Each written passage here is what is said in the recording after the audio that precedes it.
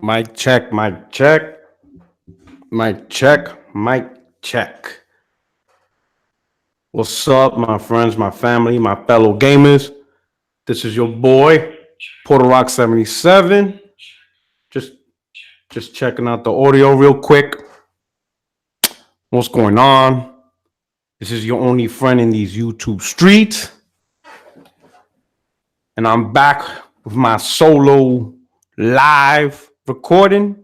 Haven't done this in a minute, but today's a good day like any other to do it. You know, in about an hour or so, you can also check me out on Zaire's channel. Do a little cameo appearance on the multiplayer podcast.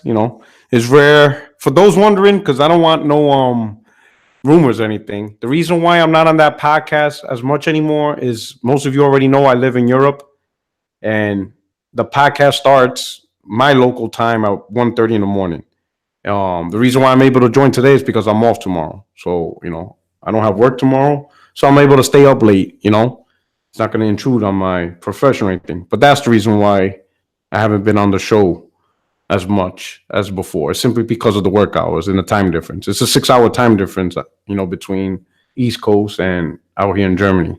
All right. So Zaire has the podcast and it's around, and I know some people, I know most of you know already that rock out with me and been around, been rocking out with me since day one, and those who've been around for a while. And I know a lot of people, say it's not the same. I mean, the show they do a good job. I always try to catch the recordings. They do a fantastic job. The crew's fantastic, and they always bring the entertainment stuff. But I do miss it, man. But when I get back to the States in about 2 years or something like that, depending on how things go, maybe sooner or whatever, I'm definitely gonna thing. I slipped off. Good question, Project Cloud. Am I gonna do the call in thing today? I slipped off on that one. Things happen. I can't really talk about it, but things happened at work that took priority, and that completely took my mind off it. If you notice, I've been trying to catch up on providing content. You know, my podcast has been on and off. I haven't been doing the digital streets, so there's a lot of things because my work, it's really hitting a heavy time at work. So I'm trying to balance, still spending time with my wife, trying to play as much games as I can, and then doing my stuff for the channel is just not enough time in a day. But pretty much my work's been taking up most of my time. There were times I've been working on weekends as well, so I'm just trying to balance everything out and stuff. Fortunately, I have over the last week or two, it's been calming down a bit, and I'm fortunate enough to have tomorrow, Saturday, Sunday, and Monday off. So I have a 4 day weekend. So, take advantage of what I can do now and stuff like that. But I'm gonna do my best to try to get back into researching for that calling. I know a lot of people DM me about that live call type show. Kind of like and the idea behind that for those who are hearing it for the first time is kind of like if you ever heard of one of those radio talk shows on Sirius XM or whatever radio station, and you hear the radio host talk and they have a call in, and then you call in to the radio and stuff like that, and you can ask the radio host a quick question on the topic. So I wanted to do something like that, have a live radio where you guys can actually call and make a comment, bring up a point, things like that. I thought it would be pretty cool and stuff. Jeremiah Dixon, thank you for the super chat. He says Twitter is on fire. Yeah, Twitter's lit, and I'm gonna talk about some stuff, But shout out to the chat. Shout out to everybody who's showing up. If you don't mind, please hit the like button. And while you're at it, retweet it. If you could copy and paste the link to the Twitter. YouTube did some crazy stuff. Now, when you hit the like button, it doesn't automatically link to your Twitters or anything like that, man. I don't know why they did that, making it hard to get the information out there. And stuff like that, pretty weird what they did. But if you would take the time to push this out so we could get more people in here, I would truly appreciate it. I truly appreciate you guys rocking out with me and stuff like that. Man, you guys are awesome and stuff. All right. But thank you so much for rocking out the channel. But we're going to talk a couple of things. So you all see the title. PlayStation 5 and Nintendo's next gen device will destroy the next Xbox. And here's why. All right. And this is my thought. Okay. This whole thing about Microsoft is going to make a comeback. They're going to be more competitive. They're going to give Sony the run for their money, Nintendo a run for their money. I'm gonna be honest. I don't believe that for a minute now. I have zero faith in Microsoft being able to be competitive at all in any metric. I don't give a shit how much money they have. You know, number one richest company in the world, number two richest company in the world, doesn't matter. Being the richest company in the world doesn't mean a damn thing. You don't believe me? Then what happened to their phones? Their phones were trash. And they're done. Their phones were trash and it went away, right? What happened to Zoom? And I love Zoom. I prefer Zoom over the iPod. But guess what? Zoom ain't here, right? Moral of the story, richest company don't mean a goddamn thing. El Matador, 809. Que lo que? PR77, Manin. Crackdown 3 is fuego, man. You thank you for the super chat. You know. I'm gonna tell you, man, I don't have no faith in these dudes. They're going to get slaughtered by Nintendo and PlayStation next gen. It's gonna be a bloodbath. And I'm gonna tell you why. Here's my reasons why. Number one, the things Xbox fans are hyping, the things people are hyping about Microsoft that supposedly is going to help them win next gen has nothing to do with the main reasons why we play on these platforms. And it's because of the games. We want access to big, compelling games. These guys constantly go at me saying, oh, Microsoft's going to be on top with this cloud streaming and putting these games everywhere. And I'm thinking, how the hell is simply putting a game on a phone going to be the key to success? You know, think about it. Because the stuff Microsoft's releasing is trash. So releasing trash onto more devices ain't a key to success. Majority of people ain't going to want to play these games no matter what device you put it on.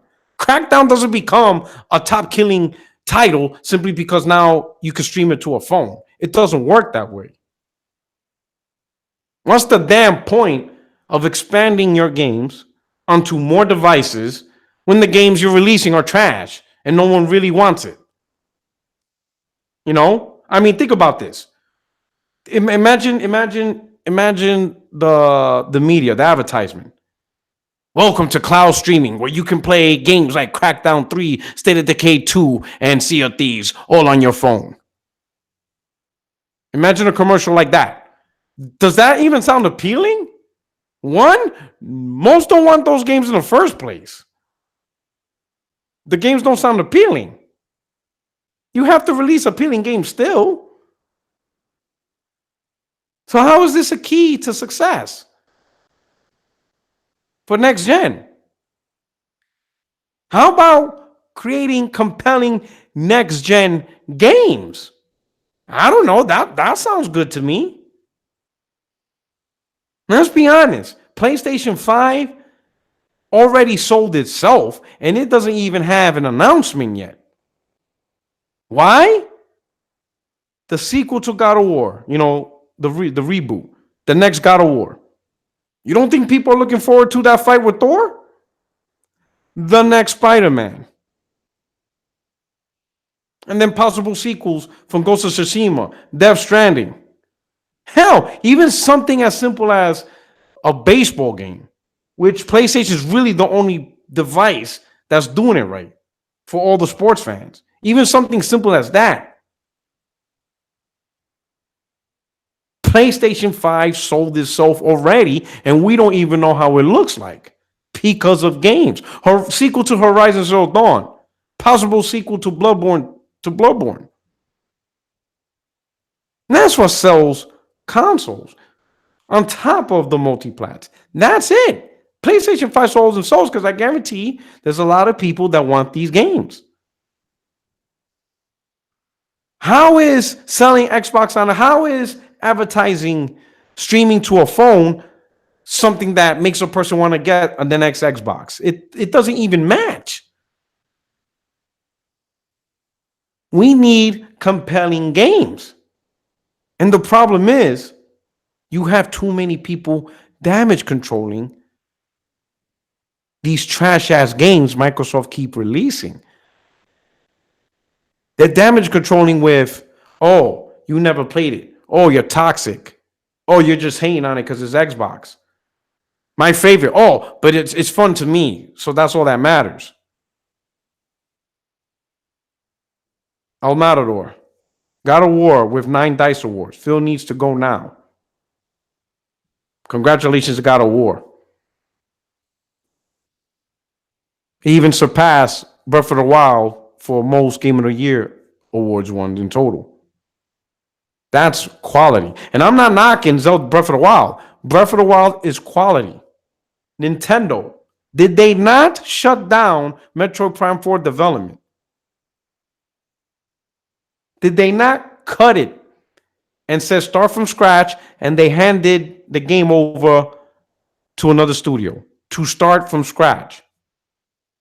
I mean, Nintendo could have easily released whatever Metroid Prime 4 state the game is, because, you know, the Switch is the hottest thing out right now. It's hot as hell. You know what I'm saying? It's selling.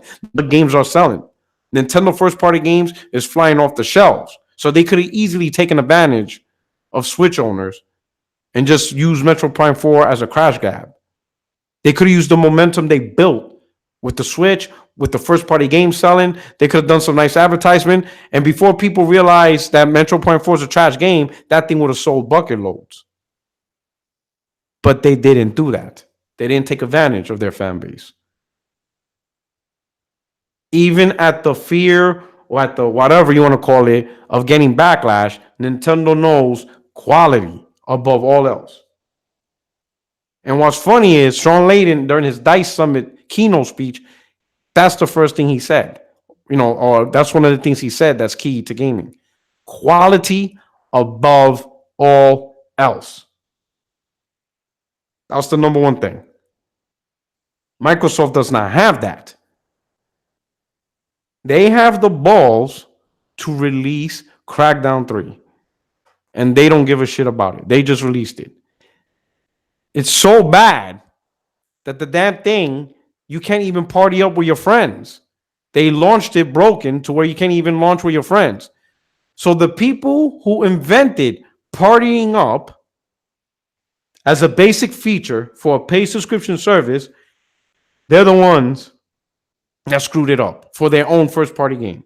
And this is not the first time they screwed up and treated their first party games like shit. Look at State of Decay 2. It doesn't use their own dedicated servers. Microsoft said all first party games will run on dedicated servers. State of Decay 2 don't. So even Microsoft themselves ain't doing the most for their own games. So someone convinced me that Xbox next gen is going to be competitive, when it's clear Microsoft is not doing anything. The company is not making sure that they push out the best quality products. The fans of that platform, they accept anything. They are making excuses on every level. Dark Link, thank you so much. Super, he says, tonight going to be a tag team match. Baron and P-Rock going to go off on the Xbox. Laugh it out. What has the world come to? Blame Phil. Gene Starwin, thank you for the super chat. Do you revel in Xbox failure as much as I do? I don't really revel because, you know, here's the thing. I know some people may think I revel in it. As I said from the beginning, yes, I am a PlayStation fan. Before I was a PlayStation fan, I was a Sega fan. I was a Sega fanboy. Call me whatever you want. I loved Sega games because of the exclusives. I love exclusives. I love games.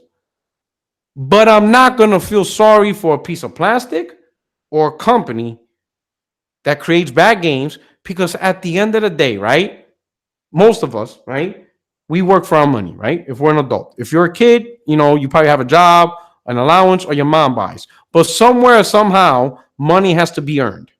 You wake up in the morning, or maybe you have a night job, you know, you kiss your significant other goodbye. They tell you, hey, have a good day at work. You go to work, you deal with bullshit, deadlines. You You have to meet objectives. You have to perform at your job. You get promotions, you get arguments, you go through your failures, you go through your successes. You do what you need to do for your job. And then through all the struggle, you get a check for the things you do in your job. The 40 hours you put in a week, the 50 hours, the 60 hours, the overtime, the weekends, missing birthdays, in my case, the deployments and all that stuff. We earn our check.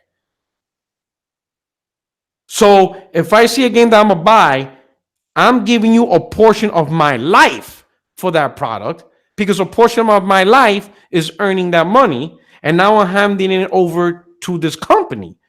Why should I feel sorry for this company trying to sell me a trash product when I'm giving you a portion of my life via the money I earn? Do you guys not think about that? Look at your dollar. If you guys work, right? I want you to pull out your money right now. Those are seconds of your life that's representing in those dollar bills. Those dollar bills you put in hours of your life to earn. So when you buy a product, sure, blanket statement, on paper or quick view, you're just giving money. But what did you have to do to get that money?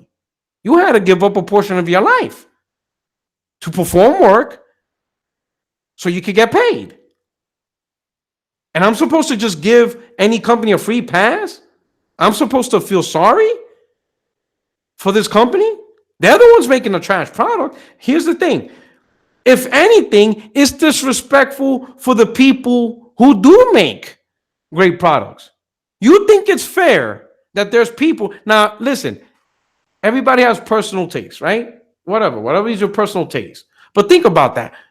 Santa Monica created God of War, a $60 game. Nintendo created Zelda Breath of the Wild, a $60 game, or whatever. Then Microsoft has the balls to release Crackdown 3? Really? Here, let me put it this way. Most of you guys that are giving Crackdown 3 a free pass, you guys are hyped all over Red Dead Redemption. So you're telling me that it's not disrespectful to Rockstar that you're giving this game a free pass? And even though it's on the same shelf and on the same stage as RDR? Really? You're going to give Crackdown a free pass? When other companies are trying to create the best games ever, Microsoft's releasing mediocrity. And Microsoft's going to get a free pass? So everyone else has high standards, doing the best they can to give you the most bang for your buck, and Microsoft releases this stuff. Oh, I forgot. It's on Game Pass. So then it's okay, because you're not really paying $60. You're not really paying $30. You're only paying $10 a month, and with that $10, you have access to many other games. Oh, so now it makes sense. So now with that mindset, what's to say that Microsoft won't continue with that mindset? They just keep releasing generic games, and hey, it's on Game Pass. So what's there to complain about? You see, with Sony and Nintendo next gen, they are going to still do the dedicated device. They are still going to empower. Sony already said it. They're still sticking with their same strategy they do. The PlayStation 5, whatever hardware it's going to have, we don't know what it is, but the games will be exclusive to that platform. So all of you that thought, it's going to be a Verizon game streaming, vete pa'l carajo. You can forget about that dumb idea. That's some dumb shit right there. It's not going to be on Verizon games for whatever. Sony is going to put it. Now, listen, I'm not here jumping for joy that it's exclusive. The reason why I like that statement is because Sony has a double whammy to contend to in order to make great games. Number one, they have to make great games for the sake of the game itself. And then number two, the game has to be great because it has to sell the PlayStation 5. So when Sony makes games, it has two responsibilities. One, the game itself. Number two, the console. Sony wants people to buy the console, but people will only buy the console if it has great games. Sure, multiplats definitely help. the Call of Duties, the Maddens, the Rockstar games, of course they help. You know what I'm saying? That way people don't have to be put in a position like, damn, I really like Uncharted, but Call of Duty's not on PlayStation, and I love Call of Duty. So now, do I buy Xbox or PC for Call of Duty? Or do I buy PlayStation for Uncharted, but now I can't play Call of Duty? Sony gets third party to prevent those situations. Those third party support is there to prevent, for people that love these third party games, they'll be forced into a decision where, damn, PlayStation doesn't have these third party games. I might not get a PlayStation. No, you don't have to worry about that. In fact, Sony's getting more third party support. Some of them exclusive, like Sega, you know, Yakuza, Judge Eyes, and stuff like that. You know, Neo 2. Or at a minimum, some of these third-party games appear first on PlayStation, like Hellblade. They come first, Rocket League, first on PlayStation. You understand what I'm saying? Sony does these things to make it easier for the consumers to choose. So, yay, you get your Call of Duties, you get your this, you get your that, you'll get these games first, but you will also get some of the biggest games generation. And that's what Sony did. And Nintendo's doing the same thing. You know, they're doing their best to get third-party support, but there's no doubt about it. Nintendo Switch is releasing big blockbuster games. Now, of course, everybody has personal taste. I get that. But there's no way you're going to tell me that a person who has the keen eye to see that Spider-Man puddles were downgraded does not have the same keen eye to like a Crackdown and be like, man, this game looks like trash. There's no way. Y'all could convince me of that. And now all these, and it's the Xbox community because they're the only ones doing it. PC gamers ain't doing it. Nintendo gamers ain't doing it. And PlayStation gamers ain't doing it. John Starwin, he says, do you think Game Pass is anti-consumer for quality? Do you think Game Pass is anti-consumer for quality? Like controllers? I don't think it's anti-consumer. I mean, if you mind, you know, just type a regular note to explain. Maybe I'm misunderstanding your point, John. You know, don't send another super chat. Just type a quick thing. Oh, do you think games is anti-consumer for quality? Oh, okay, games, because you said Game Pass. Games or Game Pass. Game Pass or games? He means Game Pass. Do I think it's anti-consumer for quality? I think Game Pass, at first, let me put it this way. Before I move on to my point, I'm going to address the Game Pass. To me, at first, Game Pass sounds like a great deal for gamers, right? But now I realize Game Pass is a great deal for certain type of gamers. It is not a great deal for every gamer. And I realize that now. Game Pass is great for gamers who don't buy a lot of games, or who are sticklers for only buying certain games. You know, they don't dive into a whole bunch of genres and just buy games or whatever. They're the ones that only buy maybe 1 or 2 games a year, and they're usually within the same genre. Game Pass is great for them because they don't really buy games. Perfect for them. You know, they don't spread their wings into different genres and experiences, no matter how good it is, you know? But for the gamers that don't mind spending $60, that buys more than, you know, 5, 6, 7, 10 games a year. And when we buy those games, we want quality, some of the best games available. Game Pass is not for us because Game Pass is pretty much a platform for the mediocrity or for the games that don't do well. That's what that platform is. It really is. Services like Game Pass is just for that. This is the place you get to go to where you can play whatever. And it's okay because it's only $10 a month. Sure, play Barbie's Horse Adventure. Sure, play Life of Black Tiger. Sure, play Crackdown. Sure, play State of Decay. Sure, play all these broken games, subpar games, mediocre games. It's okay because it's only $10. And people don't have a problem. Because you sign up for $10 a month, log into Game Pass, and you see 200, 300 games, whatever. Most of them are generic, mediocre trash. Maybe a few gems here or there. You know? So it's cool for them. But when a guy like me, who plans to buy these games, right? When I spend $60, I want the best quality games from third party as well. It's not limited to just exclusives and first party. Like if I had a choice between Resident Evil 2 and Crackdown, that's not even a choice. We all know what we're gonna pick. That's an easy choice. There's no competition. RE2 destroys Crackdown. Now, if I were to choose, let's say, Division 2 versus Days Gone, now it's a little bit tougher. You understand what I'm saying? Because Days Gone's looking good. I don't know if you guys seen the trailers. That game's looking good. You see? Or let's say this, Resident Evil 2 versus The Last of Us 2. And you can only pick one. Oh, not so easy now, is it? You're like, damn. A lot more people would probably pick The Last of Us 2 simply because it's a new game, while Resident Evil 2 is a remake. Remake is phenomenal, but that's what quality does. Makes you hard to pick.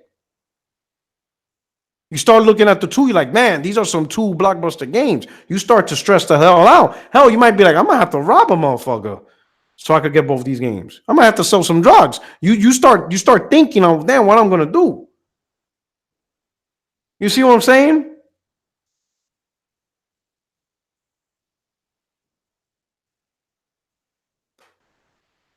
Let me explain something. On Twitter, you're going to see a lot from these Microsoft apologists. My man Ruham, what's good, people? I'm just showing my support. Thank you so much, man. You've been supporting this channel for a long time. I appreciate it, brother. A lot of these Microsoft supporters, right? They're constantly trying to push this narrative of, oh, come up with your own opinion. Why does gamers follow scores? Oh, reviews, they're haters. Oh, these gamers are slaves. Yada yada yada. They're trying to completely dismantle, create a narrative about the review industry, Game of the Year awards, everything that we do to recognize quality in our gaming, right? Everything that we do, from the awards to the scores, previews, everything, right? These dudes find a way to damage control it. Now, here's my question to y'all, right? What makes gaming any different from any other entertainment? What makes gaming different than music and movies and TV shows? Are they not all? Now, the main difference is gaming is interactive. We actually interact with the medium to be entertained. But it's still an entertainment medium. Just like music, just like movies, just like TV shows, right? Entertainment, right? Does music not have accolades? Do they not have Grammys? Do they not do the top 100 on billboards? Do they not identify which record gone gold, meaning sold 500,000 copies, units, or which record has gone platinum, 10 times platinum, diamond status, meaning 10 million? Do they not do that in the music industry? Do they not celebrate who's the better artist in different categories? Movies, do they not have the Oscars? Best actor, best screenwriter. TV shows have the Emmys. Hell, even Broadway plays, they have the Tonys. Anything that deals with creativity and art gets recognized. But these Xbox zealots, they want to take that away. And they want to cover when they feel like it. That's what's funny. When they feel like it, they want to do a blanket statement of, oh, it's fun. Sure, you don't like it, but somebody out there likes it. And that's okay. That's the attitude they have. They don't want to say Xbox game sucks. Because in their eyes, products don't suck. It's just that you personally don't like it, but someone out there likes it. Well, in the world of people having opinions of what they like and don't like, remember this. You have your Avengers and you have your Justice League in the movies. Sure, it's all opinion on which one you like or don't like, but it is clear who's doing it better in the movie theaters. It is clear Marvel's Avengers is killing it, while DC's Extended Universe Justice League ain't cutting the mustard. For sure, someone out there might prefer Justice League over Marvel's Avengers. Sure, someone out there. It's all opinion. But we can reasonably see who's doing it better, who's making it happen. And that's what we gamers need to see with Microsoft.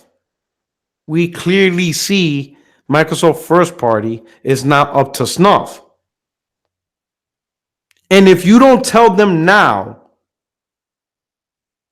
that their vision of how they see games is trash, then what's the point of these 6 new studios that they purchased?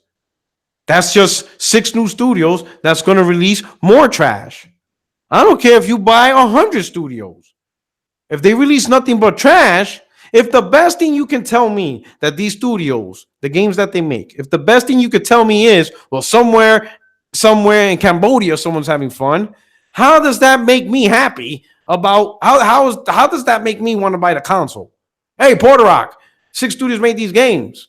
I'm like, but those games suck. Oh, yeah, it may suck to you, but someone in Madagascar is having fun.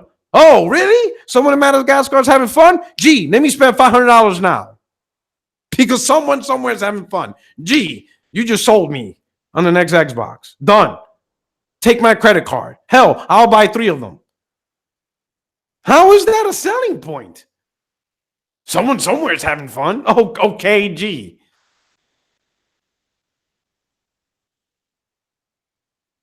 It's the silliest logic ever. If the best you can come at me with, if the best critical acclaim that you can come out with your game as a defense is someone somewhere might be having fun, I'm sorry, bro. It's over. It's done. There's no, at this point, until I see compelling games, at this point, Microsoft doesn't have what it takes to compete next gen. They have nothing. I don't care what you say. This whole cloud streaming, putting on phones, what are you going to put on a phone? What are we going to play? Trash. It's a wrap. This is over. Next gen is already done. There is no console war or trash talking next gen. There's none of that. It's a wrap. It's just going to be another 4 or 5 years of generic trash. Really, the only games we could really know that will have some level of quality is Halo, Gears, and Forza. And that's only because those games were established as big killer games. So it's going to take a lot to somehow make those games trash.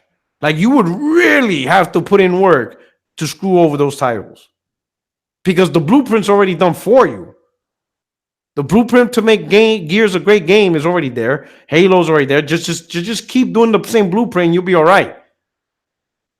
But new IPs, what blueprint you going to use? Who's going to be there to look at a new IP and be like, nah. Who's there in Microsoft, kind of like Nintendo, where they see a game and Nintendo's like, oh, wait a minute. Metro Prime 4, hey, whatever you're doing, that ain't it. Shut it down. In fact, you're not developing this game no more. We're going to get this game back to retro because you guys suck. You're done. Who in Microsoft has that skill set? El Matador, PR77, Sean said they will get new studios as well. And you know what's great? If Sony gets new studios, Sony has the keen eye to make great games or to recognize great games.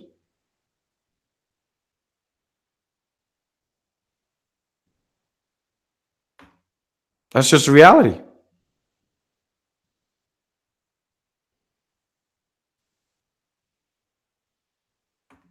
Microsoft, I don't see it in them. If for anything else, Microsoft had the audacity to sell another $500 console. Another $500 console. Some of you bought the OG Xbox day one at $500, right? You guys did this. Remember, we talked about the whole money thing, right? And then when the Xbox One S came out, right? You guys bought that too for a minimum $299. Some of you bought the upper end version of $400, right? And then Microsoft released the most powerful console in the world, the Xbox One X, for $500. Some of you spent at a minimum, if you bought all the consoles, at least one of each, $1,300 in hardware. $5 for the launch Xbox One X, $3 for the One S, $5 for the One X. Some of you, think about it, spent $1,300 in hardware.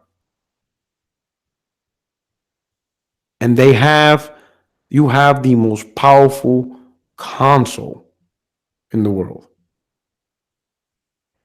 And Microsoft somehow thought it was a good idea to give you Crackdown 3, the state that it is. And then if it wasn't bad enough, you can't even party up with your friends. What's up, Clarissa? ¿Cómo está, hermana? Think about that. Right now, if it wasn't for the multiplats, which is something everybody else can play anyway, the One X would be absolutely useless. Multiplats is the only thing that's keeping One X relevant in any manner. And for the most part, for most games, not really, because most of the games are superior on PC. It's only the few games that's not on PC, like Red Dead, that's keeping that console somewhat relevant. And I'm talking about somewhat. That's insane that the relevancy of a device is in the hands of people who don't even make the device, which is third party. They don't create the Xbox One X. It's not their console. It's there, and they make games for it. That's it. That is bananas that this gen is about to end, and Microsoft has not created one big, compelling new AAA IP this gen. Think about it. If the gen starts in 2020, that means this console generation lasted 7 years. 7 years. And we did not get a big new AAA IP. Not one. The closest are the indies, which is Ori and the Blind Forest, the Ori, and Cuphead. Xbox One X, or the Xbox One family, is lucky that 360 was able to carry over Gears, and the OG Xbox had Forza and Halo. Lucky Xbox One X had time-tested franchises. At least that. Because if it wasn't for those franchises, it would have nothing. Nothing. Imagine Xbox One with no Forza. So imagine, subtract all the Forza. Like Sony, you could subtract Uncharted. Hell, you can even subtract The Last of Us 2.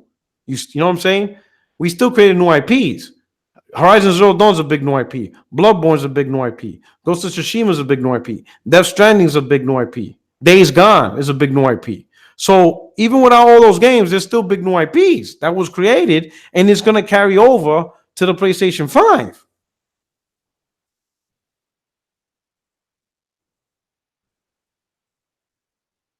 And people are going to try to convince me Microsoft's going to be competitive? Am I supposed to just hope? Am I supposed to just go next to my picture of Jesus and with a candle and pray that Microsoft does something? Am I supposed to pick up 4-leaf clovers or something? Well, what am I supposed to do? What are gamers supposed to do? We're supposed to kill a chicken? Like, well, what is there for us to believe Microsoft's going to be competitive? Because the only thing people keep telling me is this is cloud streaming. I'm like, bro, Even if Microsoft makes money off this, that's all it is. It's just them making money. How does this lead to big compelling games?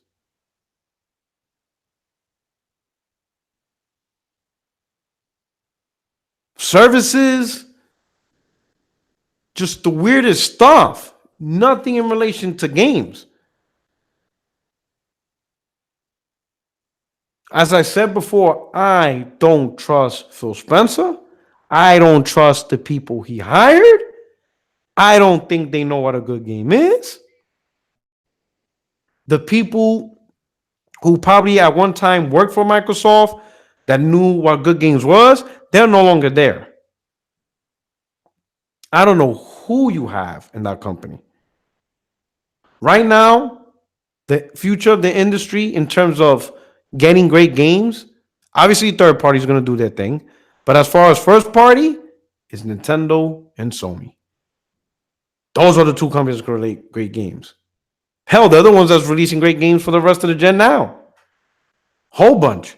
Nintendo had their direct. There's one game that caught my eye, Astral Chain. That looked dope. Sony, let me not get started on Sony with all the stuff I'm waiting for that they have announced. Lost Soul Aside, Grand Blue Fantasia, Days Gone, The Last of Us, Death Stranding, Ghost of Tsushima, Judge Eyes, Project Awakening. Yo, I even saw a trailer for that on, was it Men of Medea? The people from Supermassive that created Until Dawn, a new horror game on PlayStation. And I think it's exclusive. So now I got that on my plate. I still got to play Hong Kong Massacre and Indie. Yo, it's ridiculous of all the games that's out there. Shenmue 3.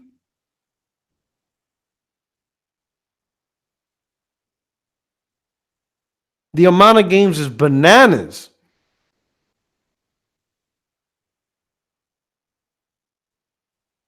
And yeah, Microsoft. I'm waiting for Gears 5. And I think there's rumors of Cuphead 2 or something. I don't know.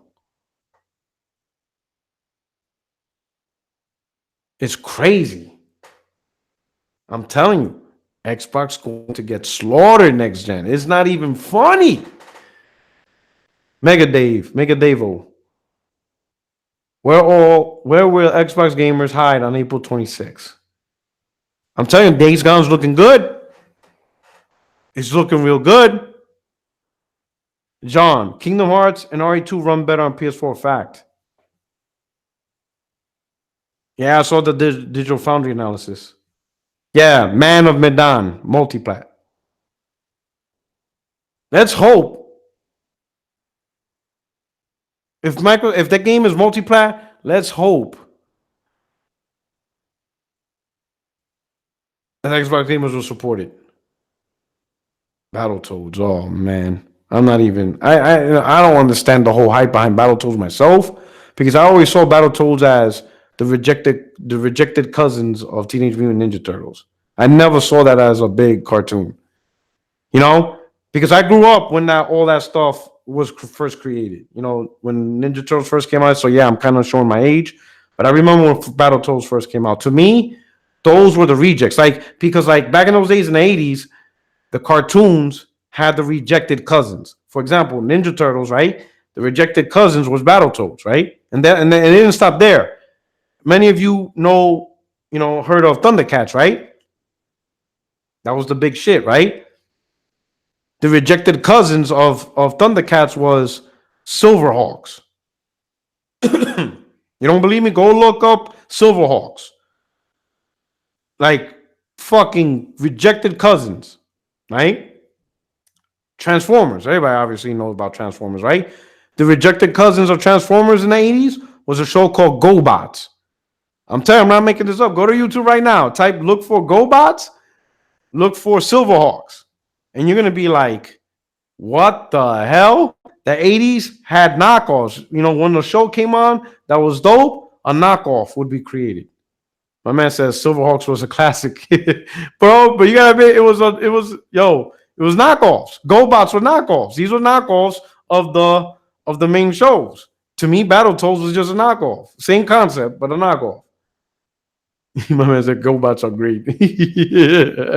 Yo, you dudes are great, right? You, as long as you're having fun watching the show. Someone somewhere have fun watching GoBots. That's all that matters. Yo, I'm about to log off. I think Z might be starting the show soon. I think so anyway. But I'm gonna log off in preparation for the show. But thank you for rocking out. But I want to end off with this. To recap, if for anything else, remember this. Number one, gaming is an entertainment industry just like anybody else.